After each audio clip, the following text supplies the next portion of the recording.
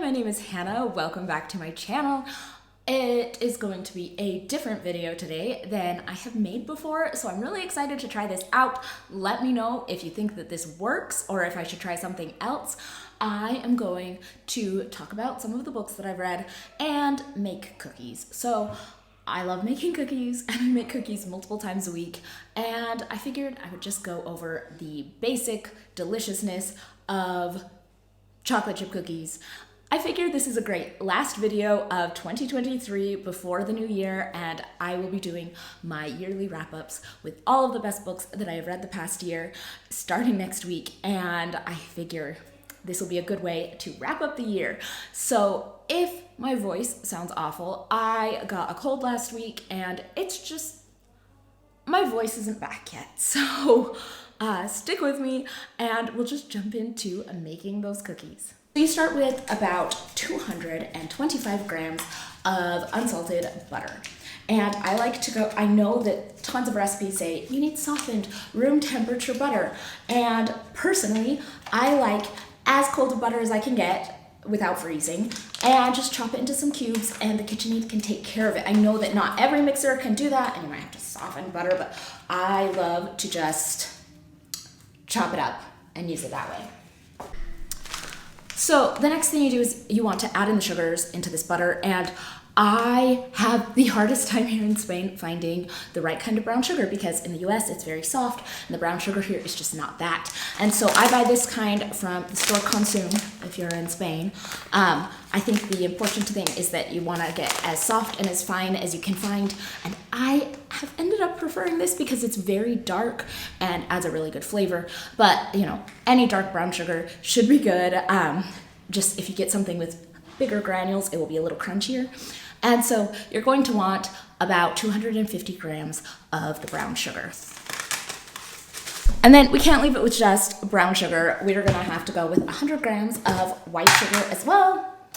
Now, if you know anything about cookies, you're gonna want to cream that butter and sugar together for a ridiculous amount of time until it kind of gets light and fluffy. And so, I mean, sometimes this is upwards of 5 minutes. So let's just get that started, but it might be running for a little while. So I think that's good enough. So I mixed in, creamed in the butter and sugar, and if you look at it, it's lighter in color, but my brown sugar is so dark, it's not that much lighter in color, but it is ready to go on to the next step. So I always scrape down the edge of the bowl, even though I have this fancy KitchenAid attachment that has the little scraper on the edge, and I swear it does nothing, absolutely nothing. Like, I still end up scraping the bowl just about the same. So, you know, I still use it just in case it's doing something, I don't know. But the next thing that you're going to do is add in a teaspoon of vanilla and 2 eggs. And the teaspoon of vanilla is like, who's measuring? Who's measuring vanilla? I'm just like, it's probably good.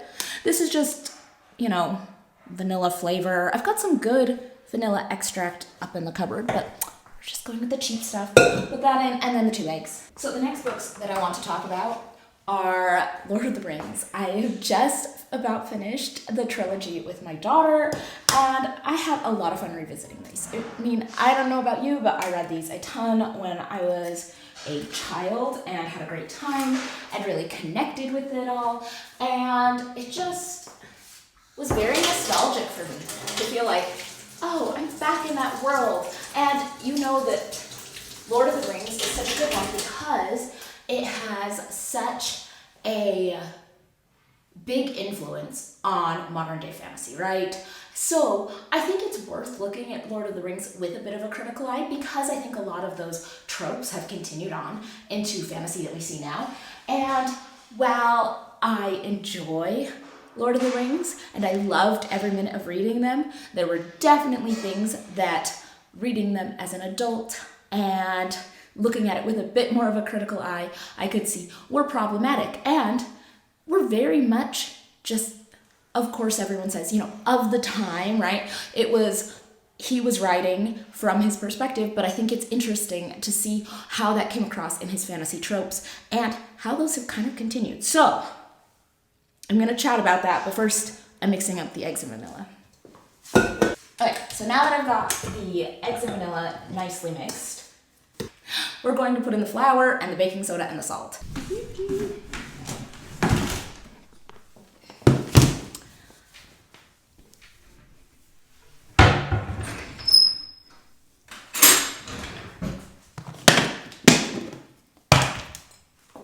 So I'm putting in about 390 grams of flour, and I feel like flour really is dependent on what kind of flour you use, what your climate is, how humid it is. So I feel like you can go up or down like 20 grams either way, and depending on how you like your cookies or where you live, they might turn out great. So I'm going with like 390 grams of this. So one of the first things that was called to my attention that wasn't quite right in Lord of the Rings was, by my daughter. Where are all the girl characters, right? And so, of course, you have the standout ones that end up doing great things. We have Galadriel, we have Éowyn, we have Arwen, who's like not even really in the books, just shows up at the end as some kind of prize, right? And then we have, and so these are basically all the women we've got. We've got, a couple here and there that have a few lines, but really, we do not have a ton of women in this. And of course, we have to remember that Tolkien was of his era, so I'm not calling him out specifically. I think he probably did a very good job at trying to include more women doing powerful, wonderful things. Éowyn slays the Witch King. How awesome is that?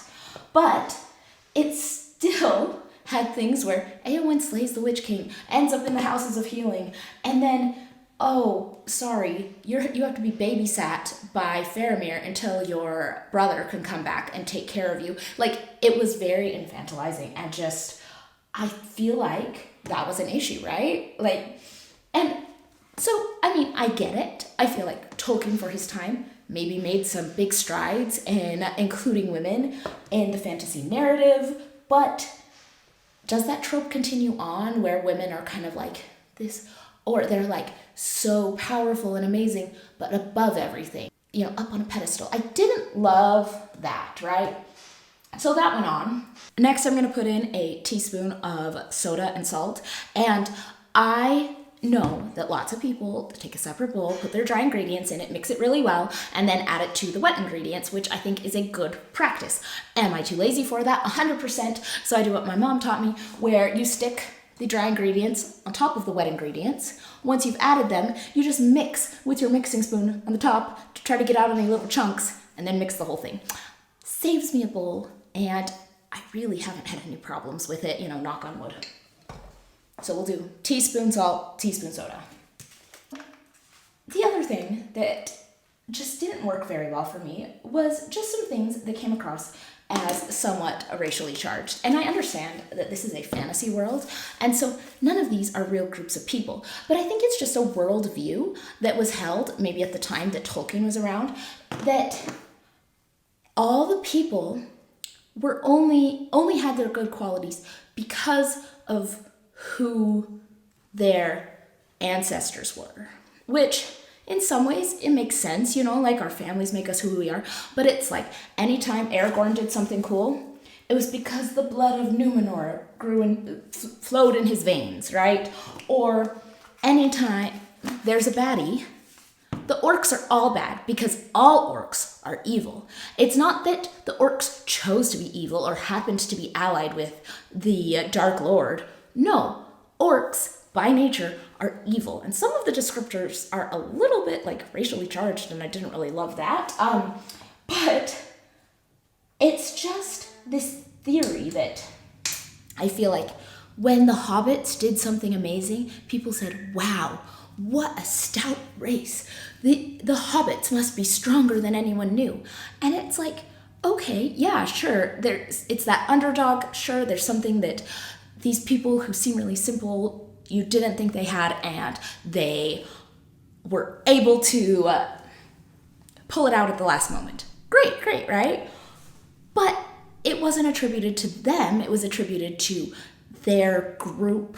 And I just feel like it was an interesting way to see the world, and just a little bit weird. And I feel like I've seen that continuing on through a lot of fantasy books, right? Where there is an entire group. The elves are always the wonderful, they are like this. And it makes sense in that, you know, different cultures might have different things. That makes sense, but it's like every elf is good and every one of these goblins is evil and everyone, and it's the groupings. Like, I just don't know if I love that. I think I really like books that maybe have a little more nuance, because I do think in there, like, good and bad guys, because I think that, you know, we have a few examples in the books. We have Boromir, who was good and bad in some places. We have a few of those kinds of characters, but a lot of them were very much the best person you have ever met, the worst person you have ever met, right? And I think that a little bit more, I like to feel like, you know, maybe there's hope for someone who has done wrong and people can change and those kinds of things. And I just feel like that's not something that was super done, right? So overall, I love these books. Don't get me wrong. I have loved every minute of rereading them. There were just a couple things that just were like, I don't remember that as a kid reading it, but reading it now, I just wonder how much that kind of influenced my worldview as a child and how much of that has influenced fantasy writing going forward. So let me know your thoughts about these books. I'm probably just overthinking it, but yeah, I really thought about it a lot. Now, I have mixed in the dry ingredients and I am going to add in chocolate chips. I usually add in the chocolate chips before I actually mix the dry into the wet ingredients, because at this point you don't want to overmix, right? So I have my dry ingredients and I put in chocolate chips, and chocolate chips, who cares how much you put in? Just dump a bag of them or half a bag or whatever you like, right? And then I just kind of mix that up in the KitchenAid for a couple seconds at a time. And that's the cookie dough done. The colder the dough, the better the cookie dough is going to hold its form when you cook it, so you get the taller, fluffier cookies. Which is why I keep my butter really cold, because I have no patience for fridging my dough. I want cookies, so we're going for it. I forgot to say, at the beginning, you should preheat your oven. I do about like 170 Celsius. I use one of these amazing scoops to make my cookies, and always, always parchment paper on the cookie tray, and it just makes it so much easier and clean up easier, and the cookies turn out so nice. So I'm just going to be scooping those while I talk about the next book. So the next book was a recommendation from Scott at Gunpowder Fiction and Plot, and he always has the best recommendations, so make sure to check him out. And I read Time's Undoing by Cheryl A. Head, and this was really a great idea. We have our main character who, she is like a young Black journalist, and she wants to have permission to go out to her family's roots, discover the cause of her grandfather's death. Her grandfather was killed by police many years ago, and she wants to figure out what happened and write a story about it. So she goes out and she's searching in all of the archives, and she is trying to put things together, but at the same time, she starts feeling rather threatened. And so it has kind of that thriller element, but what I really loved about it was the idea of a like family history mystery.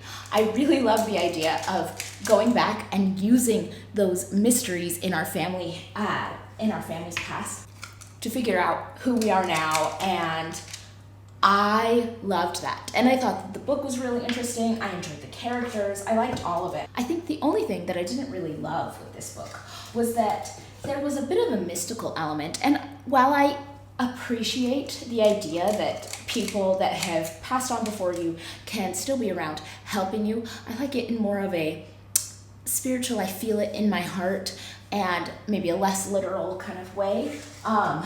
But overall, I really did enjoy this. I really hope to see more books in this genre. So if you have read any books that are like a mystery that is all about family history, let me know, because I did enjoy this and I really liked the premise.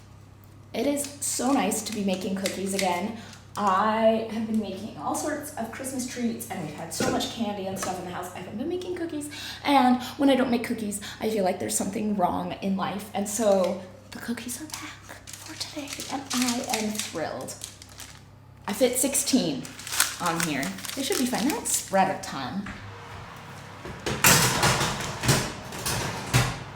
And I'm going to put them in anywhere from like 10 to 12 minutes. So I also read this book called Lurking, and it was a recommendation from Olive at Book Olive. So I'll link her channel down below. If you aren't already following her, you should. And it is by Joanne McNeill. And I thought this was an interesting premise. It was a fine book. It was a little bit forgettable and not much to say. Basically, it's talking about the history of the internet and what companies are doing with our data. Basically, what it felt like was the author went through, here is a list of websites that I have used and what they're all about and how they're probably evil and going to take down the world. Yes, I think that is important to decide how you want to engage with the internet. But did this really give me anything that I thought, wow, I need to change that. Wow, I want to be more aware of that. Not necessarily. And so it was kind of a meh for me. Like, I listened to it. So I listened to this one, and as I'm listening, I think, oh, this is vaguely interesting. And I never really feel like I got past that point. So it was fine, but not enough to talk about. The last book that I am going to talk about is called Your Driver is Waiting by Priya Guns. And I think this was also a recommendation from Scott at Gunpowder Fiction and Plot. So make sure to check out his channel below. Just great recommendations. This one just did not work for me at all. So this is following our main character, who is an Uber driver. We follow her dating life. We follow all of her friends at protests to get better benefits from the rideshare companies. We follow all this kind of thing. And at first I thought, okay, is this like a romance? And then I'm like, okay, this is a social justice-y thing. And then I'm like, okay, this is turning into a murder thriller maybe. And then at the end I was like, I don't know what that was. I don't know. I get that it was some sort of commentary on like performative activism, and it had some interesting ideas, but just I didn't really ever feel like I connected with the characters. And I don't know about you, but after like the 10th time about hearing the main character describe their own muscles and how buff they are, it just makes me not interested. So while the concept is fine, I think I just didn't get it. This one really wasn't for me. And here are my cookies. They turned out as they always do. I went with this recipe today because I thought baking and talking sounded a little tricky, and I should go with something I know really well first. So basics. If you liked this video, please let me know in the comments down below, and if I should do more baking and pretend I have my own little baking show here at home, or if not, I can just go back to the content of book reviews, but I thought I'd try something different. So if you have thoughts on these books or thoughts on baking, let me know. What do you do different in your chocolate chip cookie recipe? And I will be back next week with some end of the year wrap-ups of all the best and probably a couple of the worst books that I have read in the past year. So I will see you all on the next one.